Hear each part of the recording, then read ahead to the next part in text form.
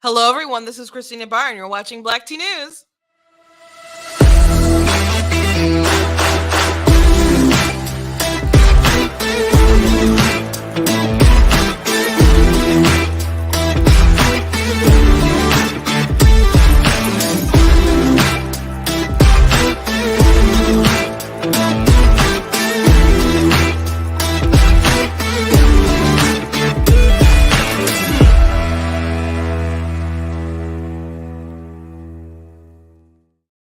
Hello, hello, hello. Welcome to Black Tea News. I'm your host, Christina Barr, and today we will be talking about Obama making his return to the White House, his triumphant return, because, of course, I don't know, they got in their head that they should bring Obama back so he can, like, rub off some of his charisma on Joe, but it just never worked like that.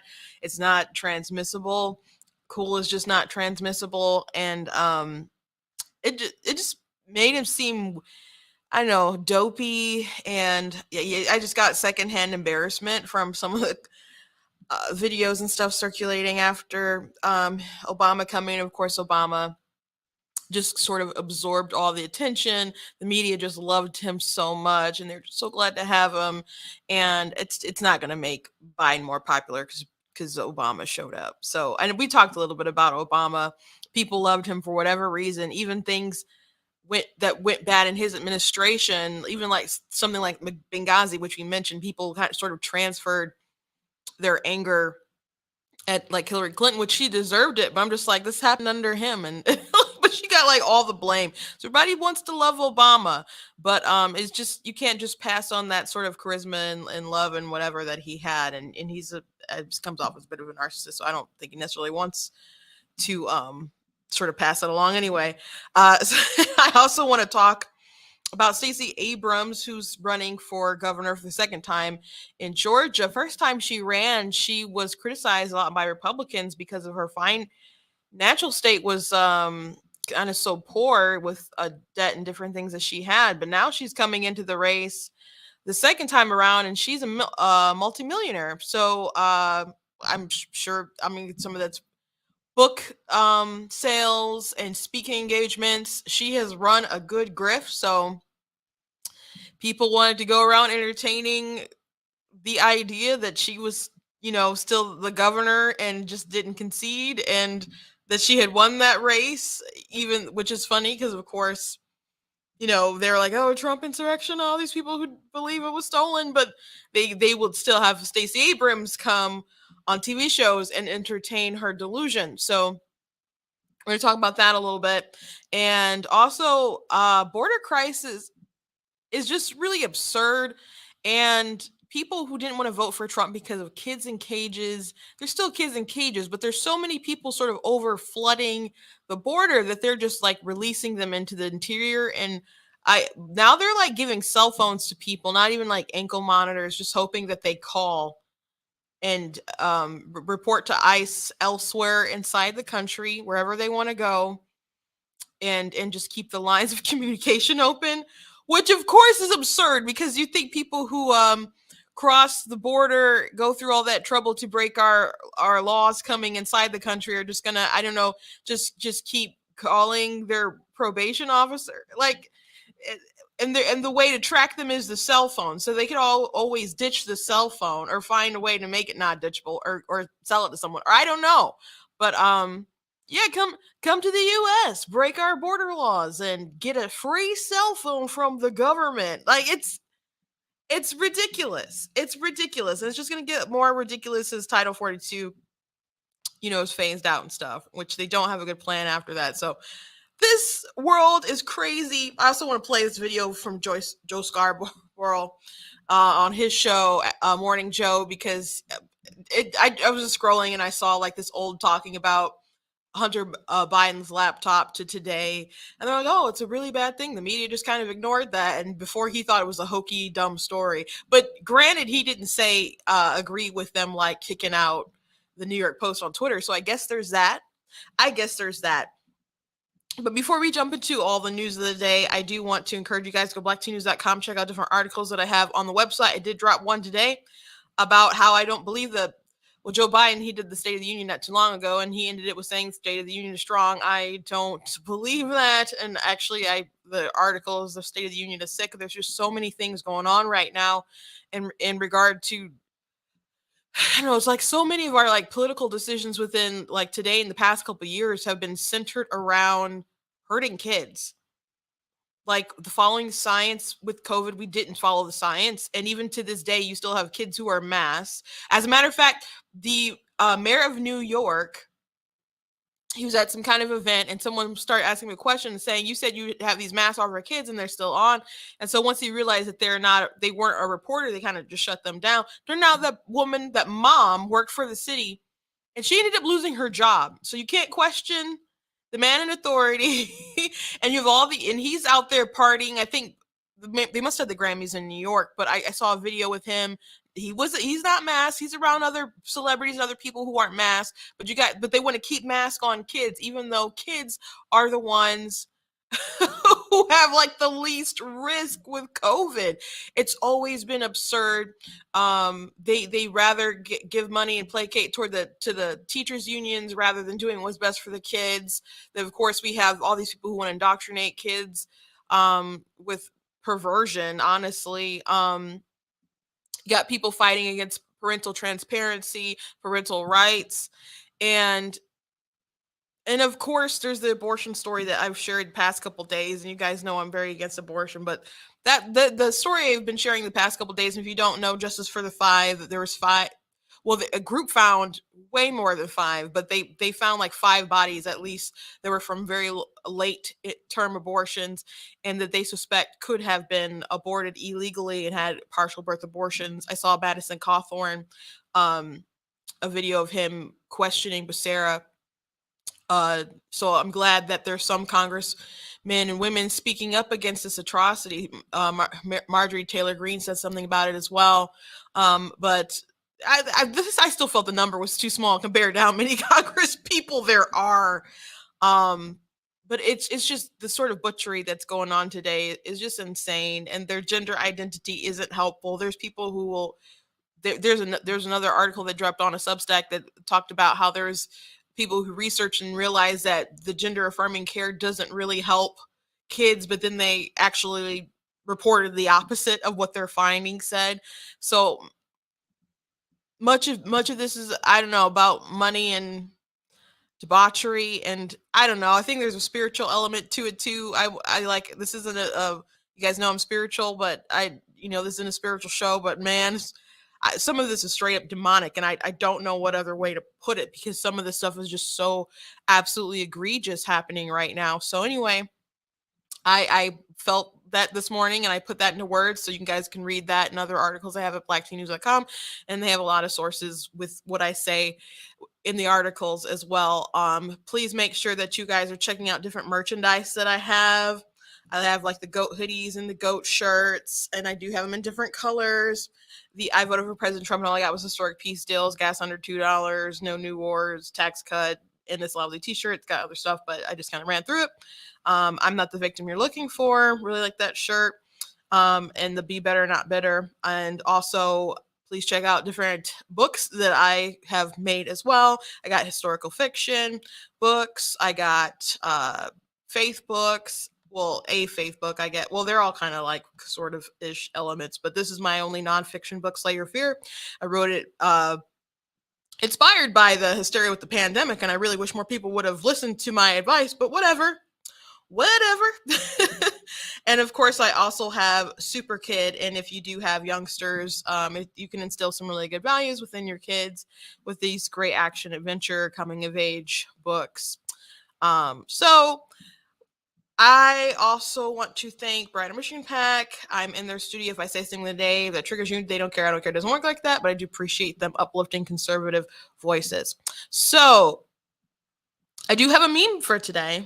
This is coming from the Right to Bear memes in relation to this Biden Obama story. And you have Biden who's behind Obama. And then they took it and compared it with the girlfriend meme where the guy was kind of looking on, And it really was something, just kind of, everyone's like shaking hands, Obama, and he's so charismatic and happy talking to these folks. At one point, and I don't have any clips of any Obama speeches um, today, but he was like, "I like to thank all of you for making everything happen when I was president." I'm just like, it's so funny that so many of these people from the Obama administration are just back. Jen Psaki is an example. So they just, like, a lot of this is like Obama's second term, but of course Obama was a better front man. And man, I didn't like Obama. He thought he was a bad president, but Joseph Biden is just next level bad. Just totally awful. So let's look at some of this cringe. This is well, Biden made a joke about how he's the vice president. Of course, he was Obama's vice president, but I don't know. This isn't the kind of joke when your presidency is in ruin and your approval numbers are bad that I think that you would joke about. Maybe he really does limit not being number two right now, even though he's always wanted to be number one, but apparently he's not very good at it, and he's letting, I don't know, bunch of hashtag Twitter users run his White House. So he's always never fit for leadership, but maybe he's coming to that conclusion. Thank you very much. Please. My name is Joe Biden. I'm Barack Obama's vice president. And I'm Jill Biden's husband. By the way, the only reason Jill's not here today, she's working. She's teaching. And so I just want you to know that's why she's not here. So, yeah. And then when Obama got up, he repeated the joke and said, called him Vice President Joe Biden. And, but that probably wasn't the best way to go. But hey, they're continuing on the joke. Again, bringing Obama to the White House, if their goal was to make him look better, I don't think that's going to fly. The official reason why he was there, it was to say that they needed to do more with Obamacare and fix Obamacare. And Obama was like, we had to make compromises when we got it passed. I don't know why. Like, you did, when you came into office, you did have like a majority. You did have the House and the Senate, so you want to blame it on you had to make compromises, and that's why it didn't turn out as good as it did. And you do have to make compromises when you're just in the process, but people were fawning all over him. So I think it's just bad because it was bad. They had to lie through their teeth to get it passed. As a matter of fact, the Obamacare architect later was talking about how they could have never got it passed if people had known what the bill actually did. And he described it like a Ponzi scheme where, they'd have healthy people paying into unhealthy people's insurance. And he said, call it the stupidity of the American voter, but that's what got it passed. So I continuously say that Democrats, it's their campaign strategy to rely on the voters being stupid. That is their campaign strategy. They cannot just come out and tell you like the truth about what they want to do. They have to code it and all this kind of language, and sometimes they have to lie just straight to your face. And that's what Obama did. And Obama said he was the most proud of the Affordable Care Act, which didn't end up being very affordable. And then he went across the country talking about, if you like your doctor, you can keep your doctor. If you like your plan, you can keep your plan. And that was rated as like the number one lie of the year. And he probably knew he was lying when he said all those things, but it just absolutely didn't end up being true. And a lot of people did lose their doctor, and a lot of people did lose their insurance. My dad's doctor, he ended up having to sell his practice and then went under like another umbrella or corporation or whatever. But eventually he ended up just retiring. But it did put a big strain on people. And then if you didn't have insurance or didn't want insurance, they're like, well, you still got to pay. So there was a fine. And it was really kind of, I don't want to say small, but it might have been like a couple hundred or on the low end of the hundreds, but it was going to keep continuously going up. And I think you could maybe bow out of it if you were like, I don't know, could show proof that you had big financial hardship or something. Like, if you had shut off notices and other stuff like that, you could prove that you need to be kind of moved out of being fined, but they're just basically fining you for being alive and not buying something. How is that okay? Like, we're gonna give you free health care, but we're gonna charge you for living and not having it. So I don't understand people's love of this man. It never, and I especially like, if you're on the left, that's one thing, but there's people on the right who are like, well, I didn't like his policies, but I still liked Obama. I don't get that. And that when people do say that, I do like push back on him. I'm like, why? And I don't know, maybe people say that because they feel like that's the polite thing to say. I'm not ashamed to admit that I didn't like the man. I didn't like the man. So here's Joe Biden just sort of wandering around.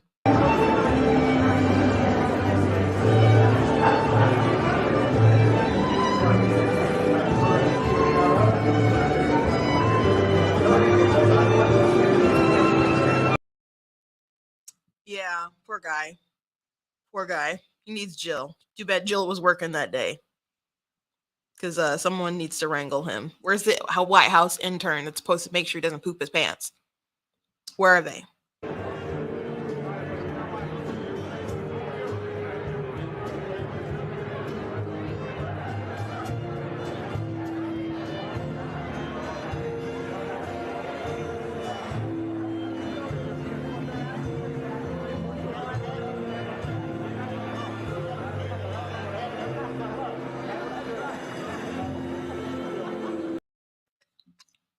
He's got his hand on his shoulder for a little while.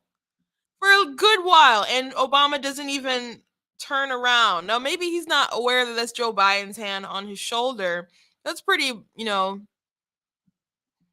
someone's tapping you, like grabbing, not tapping you on the shoulder, but like grabbing your shoulders. Can't say he didn't feel it. And then he's still like doing his handshake. So people in front of him saying hello, like moves on to another person to say hello to instead of like turning around. And Biden just waiting. I saw George Alexopoulos share some comparison stills of that versus like Trump when he was just, I think it was like, was it the G20 G summit, when he was like just moved in front of everybody and was just like I'm here, I'm in charge, this is my show. And people didn't like that sort of alpha energy that Trump had, but is this beta energy like paying off? And then at times when Biden is assertive, he just comes off as a cranky old man when he wants to, I don't know, say something mean to Peter Doocy, or I don't know, tell somebody off in his old man yells at cloud kind of way. So if they thought Obama coming to the White House was going to score any points with Americans for Joe Biden, it just wasn't going to work. Someone said Kamala was making sure she got her photo op with Obama. That is so funny. So yeah, I said I would talk about it. It's pretty funny. It's secondhand embarrassment. I have a pretty good video in mind that I'm gonna shoot. I already shot it. I got to edit it as soon as I'm done with the broadcast. It's gonna be. I was laughing as I was even preparing it because poor Biden, and I say poor Biden just as a reflex. I don't feel sorry for him. He's not a good person, in my opinion.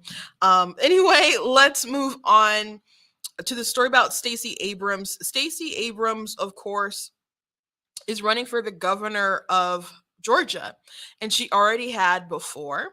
So this is her, second time around, and Dems really, really like her and have gone along with this delusion, this fantasy of hers that she didn't really lose the Georgia election and that she was cheated, etc. Now, Georgia, you have Kemp as the governor right now, and he is being challenged by Purdue, and people really don't like him, and a lot of it stems with the 2020 election and fueled by Trump. And I don't think this infighting is like, people wanted him to step aside, but I don't think this infighting is going to ultimately be good for what comes in November. And I hope whatever happens in the primary that people will go ahead and support the Republican candidate, because at the end of the day, do you want a leftist Democrat to come in and just continue turning your state blue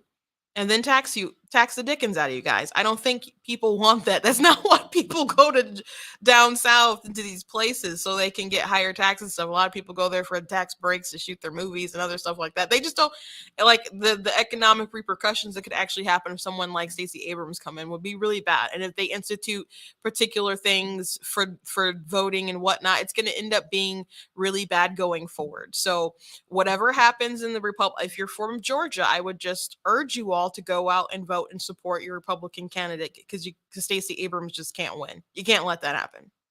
You can't let that happen. And a lot of the issues right now, we're all on the edge of our seats with Ketanji, who's going to be confirmed. That's just how it is. But if Warnock, if you didn't have Warnock and this other guy in Georgia, he was the one basically bullied into marrying his girlfriend. I can't think of his name. Ossoff? Yeah, I think Ossoff. So when they won that election, and they won, they were going around saying vote for us, you're going to get $2,000, which is a lie. They didn't give us the whole $2,000. So I don't even understand why they didn't do that. They were already blowing so much money. I'm not saying that they should have gave people more money, but I'm saying they went out there and lied through their teeth about it, and they spent so much money that it still baffles me to this day why they didn't just pay everyone $2,000. And they're like, oh, we're paying you 14, I think it was, because there was already the down payment on the 600. And it was like a whole different man promised that, like, but you specifically promised 2,000. So that will always kind of boggle my mind, and maybe I need to ask a Democrat senator or somebody about it, like why didn't they just go extra mile? To me, it doesn't make sense. But a really big issue that people on the ground found, who were like canvassing the area for the Republican Party, found that people were really incentivized to vote. They were disenfranchised, and they believed that there was no point because there was so much fraud and et cetera, that they didn't believe that there was a point and it would be stolen and whatever. Now, you still had very engaged Democrats to go out there, but you had Republicans who literally did not think that their vote mattered. And Democrats ended up taking that seat. So I don't want that to happen again.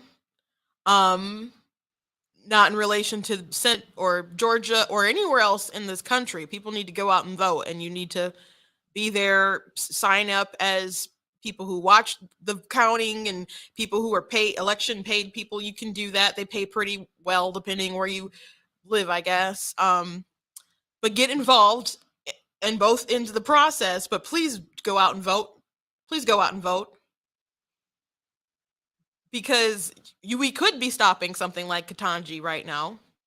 And of course, you do have Republican crossover, but if Republicans, if they were able to hold strong and have like if we had 52 instead of 50-50, then that would put more pressure on Romney and Murkowski and Collins, and they probably wouldn't vote for Ketanji if they all wanted to hold firm.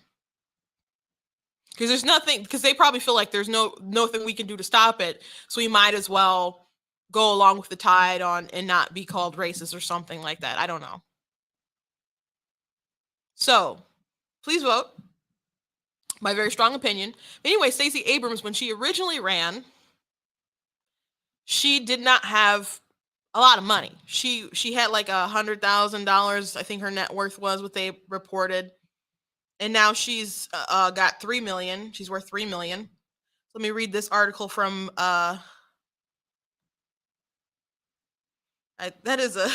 do not like the picture from the AP of her. Like, that was a very like harsh lighting and stuff on her skin, and she's making quite the strange expression.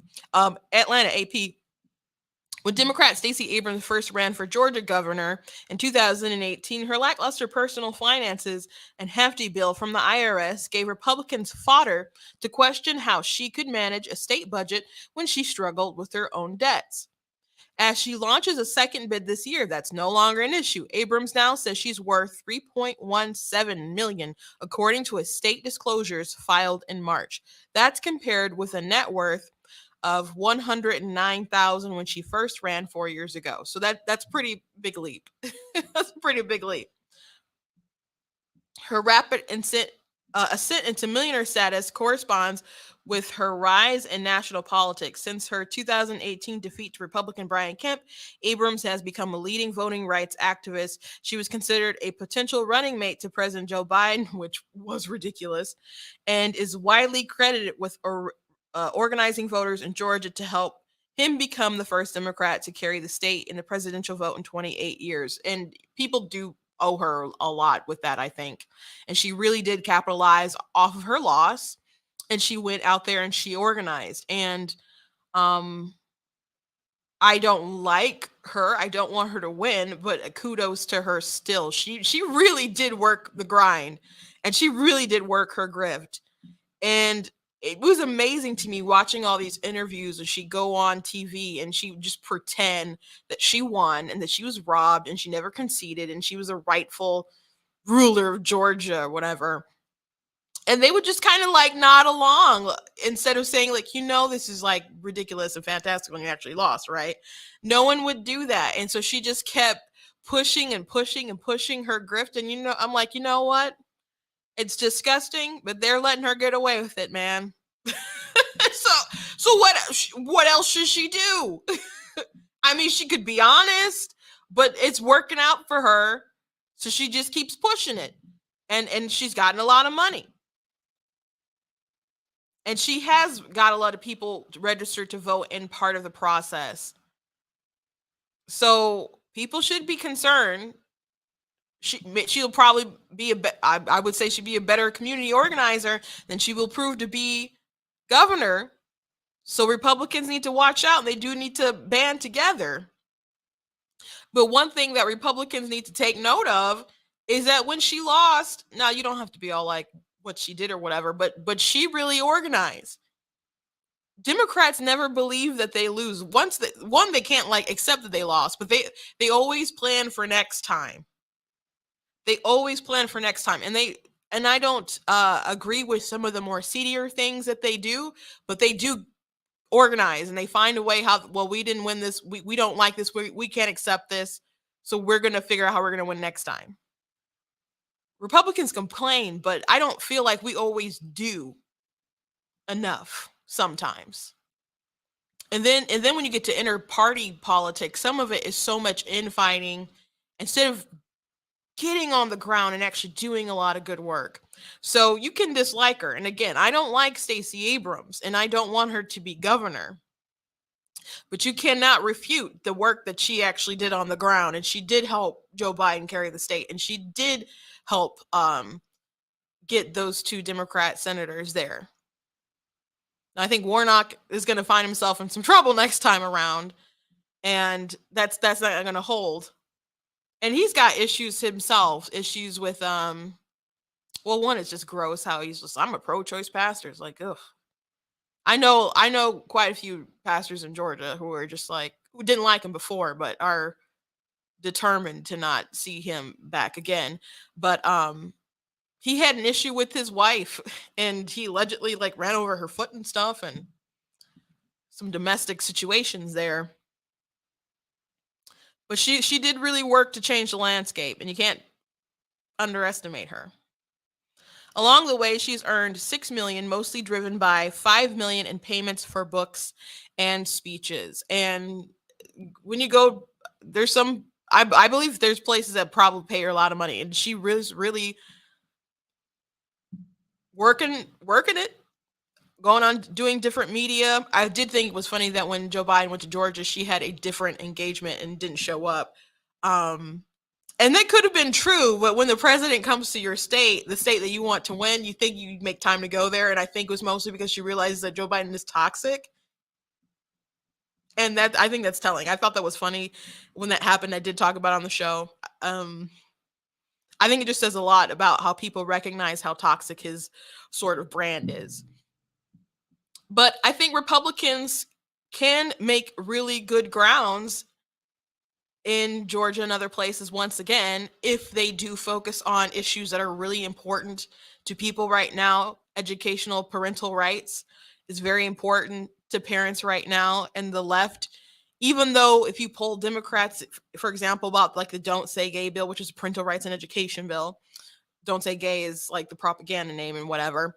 But when you tell people the language of the bill, even Democrats agree with the bill. So it's just really activists, the media, and Democrat leadership that really want to push these really extreme sort of views. But there's so many Americans that are available and ready to be red pilled.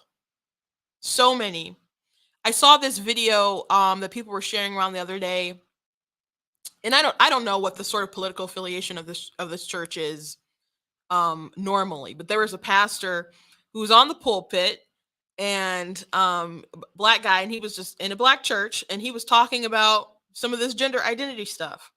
It was just like, if you're a woman, you're a woman. If you're a man, you're a man. You die a man. You were born a man, you're gonna die a man. And the church was just like, yes, yes, yes, just giving them all the business and stuff, being very loud and in agreement. And the people who were sharing around the video were just like, the GOP would be crazy if they backed off, because I don't know, they don't want to look too mean or something. There's people who are like, oh, maybe we're going too hard on the groomer thing. And I'm just like, they are trying to instill different ideologies into your kids at young ages. I like, be more mad at that than offended and worrying about like, oh, am I hurting their feelings? Like, come on, bro. They're coming for they're coming for your kids. And as a matter of fact, there's a gay man's choir that literally sang that last year during Pride Month. So get on your game and go out here and protect these babies and make some inroads with these parents, and including in these churches. How hard is it to go to get your foot in, try to get your foot in some of the door, and meet with a couple of pastors who maybe wouldn't normally agree with everything that you agree, because they want to, I don't know, maybe like the social kind of serviceness of the Democrat social programs or whatever. So maybe you guys aren't going to see eye to eye. But when you say, hey, how do you feel about President Biden coming out on Trans Visibility Day and telling parents that they have to affirm their kid's gender, and the White House said that affirming their gender means changing their pronouns, giving them puberty blockers, chopping off their body parts, giving them hormones. I think a lot of people would be outraged and confused and disturbed and be like, well, oh, I don't know I didn't vote for that. Well, yes, you did. Yes, you did. Yes, you did. So there's opportunity there if Republicans want to take it. There are opportunities there if Republicans are willing to take it. I don't know if they are. Not everybody will be. But I think there's enough sort of activism on the ground, and then voices willing to speak up, whether it's here at Black Tea or Daily Wire, Chris Rofo, who's doing amazing work.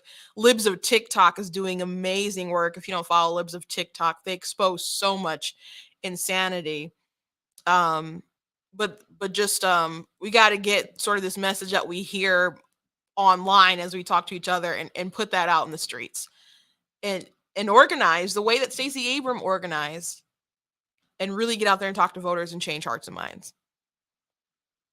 Because if they're so gung-ho and dead set on the super progressive, regressive, destructive path forward for America, and the average citizen doesn't want that. They care about their families. They want to put food on the table. They don't want gas to be too high.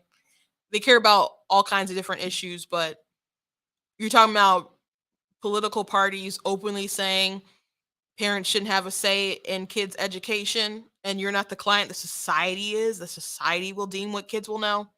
No. So Republicans need to realize they got a grand old opportunity here. If they do not blow it. If they absolutely do not blow it. Okay, next, the border crisis. Of course, it's been bad. It's been bad the whole entire time.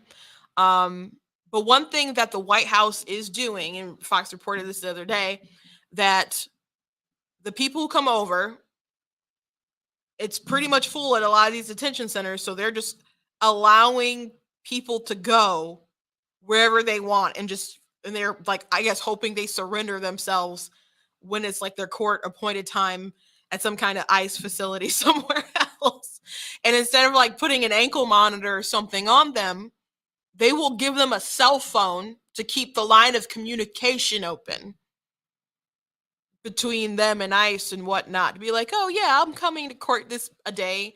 And the way that they track them is through cell phone.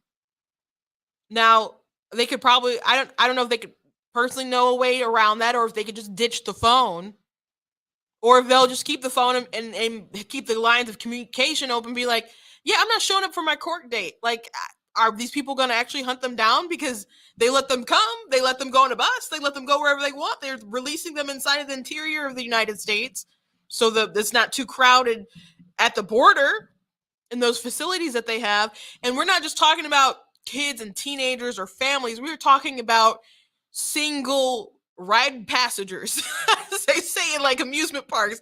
Like, we're talking about men, able-bodied men who they just release in the interior of the United States. So Peter Doocy did mention it to Jen Psaki, and he had a bit of a snarky sort of question. I feel like sometimes it's a little too snarky. I do like Doocy, but sometimes you can ask a more substantive question instead of going for the snark.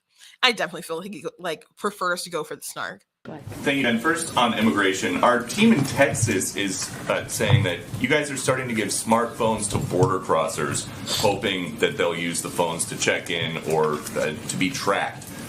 Which part of that is supposed to deter people from crossing illegally into the States? Well, I think you, of all people, since you've asked me a range of questions on this topic over time, would recognize that we need to take steps to ensure that we know where individuals are and we can track and we can check in with them. Yeah, so she just confirmed it. Like, yeah, we're giving them cell phones. And so I feel like that question morphed into a snarky place, because he could have just continued asking, like, is this why not an ankle monitor? Why not keep them, in custody? Why are we taking that risk of sending them off? Do you feel like this is a good use of our dollars? Or, that they'll still report for their court dates? Or don't you feel like they could just ditch their phone like all these other questions? And he's like, how is that supposed to deter people? You giving them cell phones? So I, not that it's an awful question, but I feel like he went for the sassier end rather than the substance. But yeah, why are we giving them cell phones? Like, I understand the way they did that, but again, they could just ditch them. And if that's the only means of how we're tracking people, why wouldn't someone ditch it? I mean, unless they really, really want to play Sudoku or 2048. I still play that. Mario Kart, or I don't know, more Marvel Strike Force or whatnot. My Roblox on the phones. It's pretty incredible, the state of our nation right now. And if they had a plan to run things this badly, I don't know if they could succeed as well as they are doing right now. Though I do have to think that some of it is prepared as far as how bad things are. Someone said, circle back, Jen Psaki gets snarky too. She absolutely does get snarky. She absolutely does. And she'll have some really dumb answers too. She's definitely not as good as the people that Trump had in his administration. Did you guys know that she's going to MSNBC? Like, it's already like a done deal. Like, do you guys really think it's ethical for Jen Psaki to stand behind that podium knowing she's going off to MSNBC, where she'll still be, like, I'm sure, a talking head for the administration? There will be no like journalistic integrity there as she's hosting. I mean, if she wanted like a little bit of integrity somewhere, you wouldn't go to MSNBC, right? So people know that's where she's headed. Like, she should immediately resign, but yet she's taking questions from people who would be her colleagues, and it's just really bizarre. It's unethical. And they're like, no, Jen Psaki's doing everything right. Is she though? I don't think so. I don't think so in the least bit. Not at all. Speaking of the White House and the terrible job that they're doing, do you guys recall the Hunter Biden laptop? Of course you do. They tried to pass off as Russian disinformation. Obviously it's true, and obviously right now you have New York Times and other people confirming that it's true, even though you and I have known that was always true. But to be fair, when stories first came out about a laptop and giving it to Rudy Giuliani, it did sound a little strange.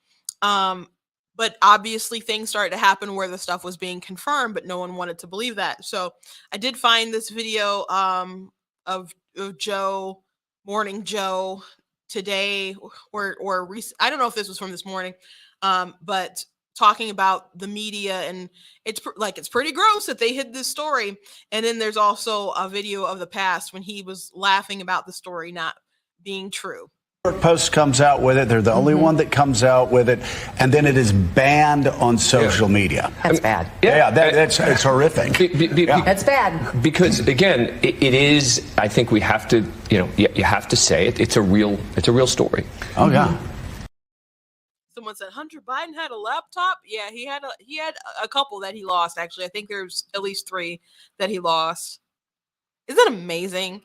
I had a laptop that was stolen. Actually, I had a work laptop, and my personal laptop that I had for a few years. So there's a lot of files that I had are just gone, especially files that I made for some of my book covers and stuff. So it was hurtful. Man, I hate thieves. So I went to an event for a 14th congressional district, and I was coming from Lansing, and I never leave my stuff in the car.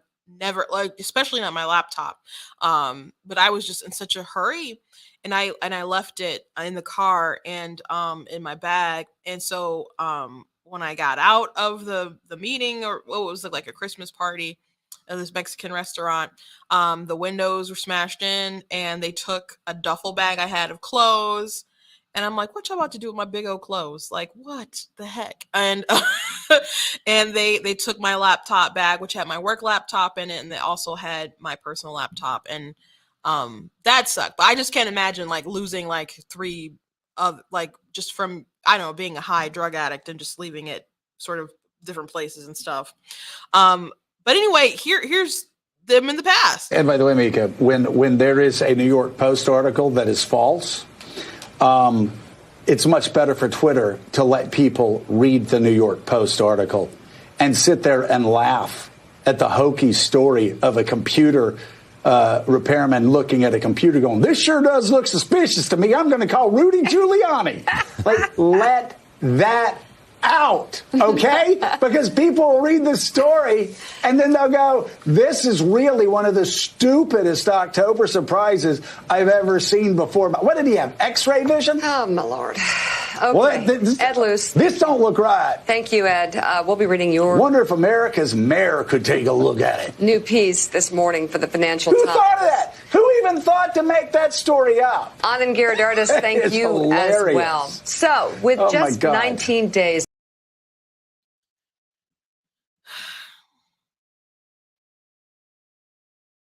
A lie, huh? False, huh?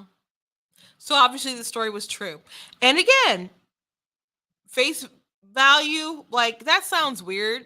I thought it sounded weird. I'm like, Rudy Giuliani's just going around trying to collect evidence in Ukraine or wherever he was, and then someone gave him a laptop. But as pictures emerged of Hunter with his crack pipes and other positions and high out of his mind or whatever, I'm like, okay, well, people are saying this is from the laptop. Don't know why you keep that on your laptop, but whatever. And then emails started to come out. Okay. And not just only emails that his business partner confirmed, and his business partner said that the 10% for the big guy that relates to Joe Biden. I'm like, okay, so he confirms it. But then there were other emails. There was an email exchange with Frank Lutz, and people were in the right was like, oh, Frank Lutz, trying to point out he's, I know, some kind of leftist undercover or something like that. And then Frank was like, oh, the email's not even a big deal. And it's like, oh, so Frank, I'm looking at the Twitter exchanges, I'm like, this confirms this email is true, right? And then the White House wasn't like exactly denying it either. Like they tried to go the misinformation route, but like from a lot of interviews that I saw with their different press people, they weren't like saying, oh, all of this is just fake and nonsense, you know?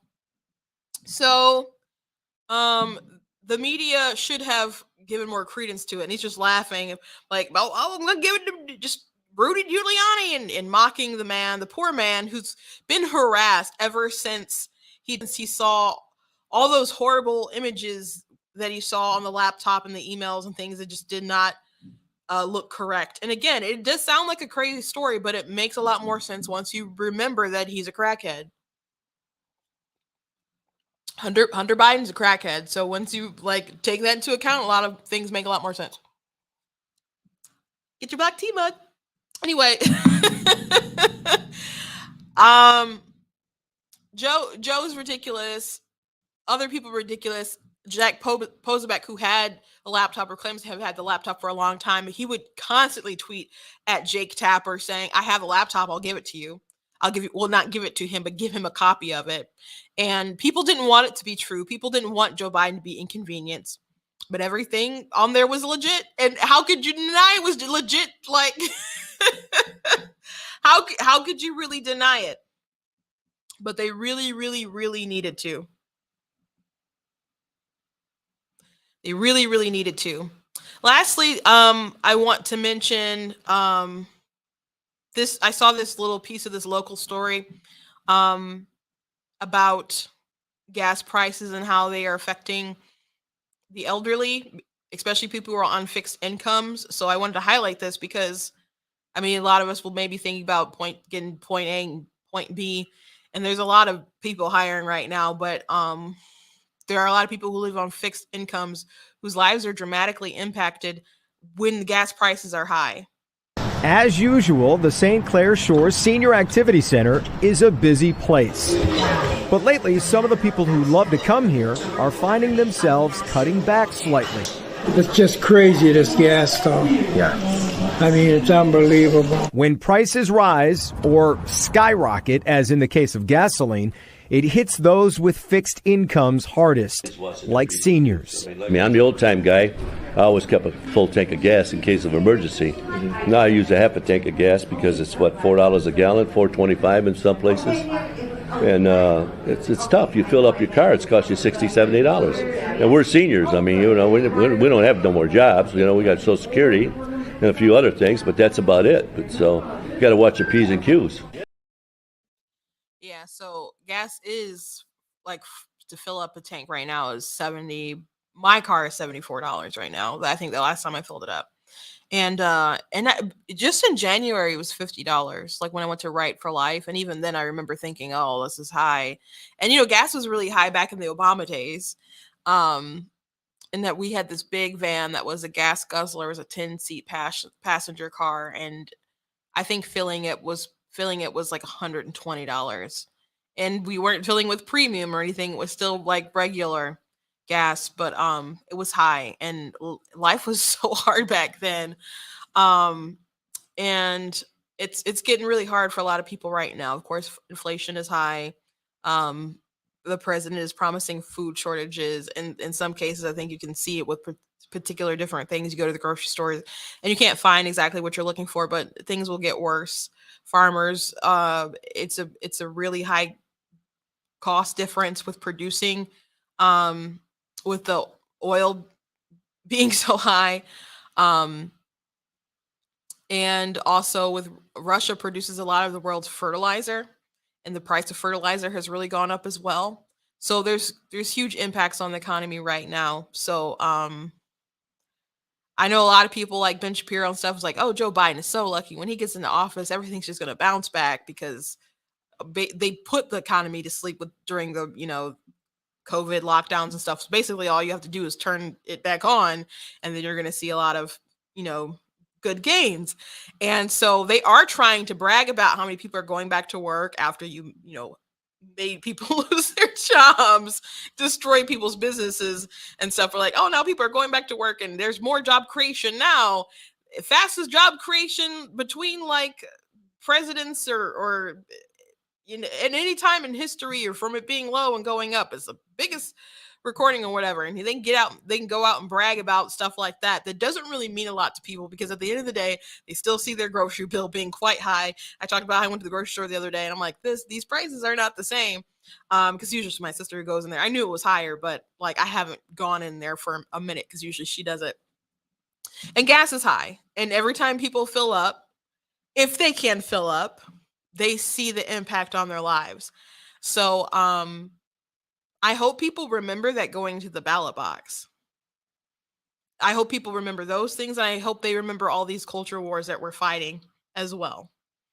But this isn't, there's always a shift after a president wins, basically, and people get more seats in the House and the Senate and stuff. I want to just wipe them out as much as possible and basically stall a lot of the dumb stuff that they have going forward for the next few years, and then just really wipe them out in 2024. Whether I know Trump, I was at his rally the other day, and I gotta say, it really, really, really, really, really, really seems like it's pretty darn concrete that he plans to run. Of course, it's still like a million things could happen in between that time. 2 years is a lot of time within, like, politics. But right now, I'd say he's dead set on doing it. And the only other person who would even be close to maybe taking up that mantle is Ron DeSantis. And he is so coy when you ask him. He's like, I've never been to Iowa. And I'm like, okay, that doesn't mean you're not going to go to Iowa, sir. But right now it is looking like Trump 2024 is going to happen. I think there's still people who dislike him. There's this one guy who's on ESPN who said, I don't care if gas is $20 a gallon. I still don't want Trump back. And so people start making memes like, I hate poor people. It's like, what about the good of everyone else? You're saying there could be such economic dire straits that people are assuming is Biden's fault, and much of it is Biden's fault. And you don't care. You just don't want Trump back. I don't even think people realize all the reasons why they hated him. And I think 75% of the reasons that they would name would probably not even be real, not even be true. Like, I saw people post some things about Trump the other day. I'm like, this has been debunked. This is a lie. And people still believe it so passionately. So if Trump really wants to run again in 2024, there's still some unwinding I think you got to do in people's minds, because you can't get rid of the fact that a lot of people didn't like him. Can't get rid of that unless you reveal the truth to people. And it's been long overdue on a lot of different things. As a matter of fact, I'm planning to do like a couple of different videos just debunking media myths about Trump, because one, he really seems like he's going to run again, and as I said, I think it's important for people to know the truth, or they're still going to be like, well, I still hate him more than everyone else, because Joe Biden's not going to be the nominee in 2024. And also, I think it's important, as people saw with this Hunter Biden laptop story, that the media lies. And if the media has lied to them about this thing, what else are they lying about? And I want people to question everything and unlearn what they have learned. I think that's a line from The Matrix. Unlearn what you've learned and realize that you have been lied to, and then go out and actually listen to what Trump or whoever is running, what they have to say, and then assess them on their words, assess them on the real merit, instead of how it was filtered through the media, who obviously hated his guts. So that's my goal going forward with that. It's not to be all Trump sycophanty, which I did really like the president. I really wish I had met him on Saturday. He's eluded me again. But I do think it's important to break down the lies and the myths, because they'll just do it to someone else. They'll just do it to someone else. Someone said he actively praises Putin and writes love letters to Kim Jong-un. Can you post that the love letter evidence, please?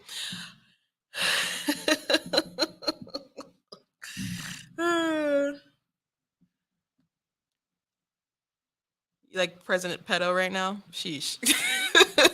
This creepy justice pick. Okay. By the way, the media is really into Ketanji and trying to act like it's so terrible to ask her about her record. The Federalist had a pretty good article, but just know that it's not normal, the amount of leniency she did give to people who are into child pornography. She was 57% below the national average when it came to possession, and 47% below the national average when it comes to distribution. So, of course, I think that's bad enough. But other decisions she had were overturned. So what do you do when she makes a mistake at the Supreme Court? There's no one else to sort of correct that nonsense. And then not being able to define a woman is, of course, absurd. So a lot of different reasons why I don't feel that she is qualified to hold that position. But again, the diversity hire is going to get in. And for anyone who's like, oh my gosh, she just called her a diversity hire. If she had her same resume that the Democrats are praising, but she weren't a woman and she weren't Black, she would have been passed over. So it's ironic that she said she would recuse herself from the Harvard affirmative action case.